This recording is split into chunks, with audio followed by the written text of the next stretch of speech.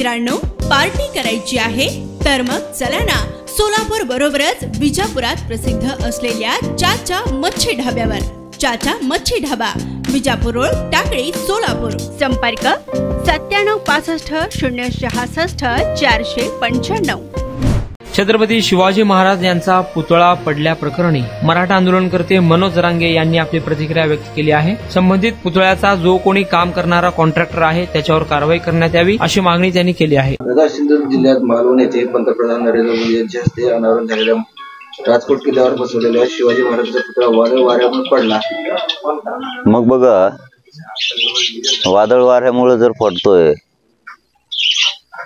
तर किती निष्कृत दर्जाचं काम केलं होतं. दर्जेच नाही यांना फक्त खुर्च्या पाहिजेत. आणि तो जो कोण काम करणार आहे, तो कोण कॉन्ट्रॅक्टर काहीतरी असेलच ना, त्याला नेता फेता असणारच त्यात. आता एखादा बरबाडलेला विचाराचा एखादा, त्याला खूप खायची सवय हे असणारच. यांना काय नाही, महाराजे नाही, दैवत नाही, हे काही बघत नाहीत. फक्त पैसा कशात निघल एवढंच बघतायत. यांना ना जेलात उचलून टाकलं पाहिजे, सगळ्या यांना ठेवलं नाही पाहिजे.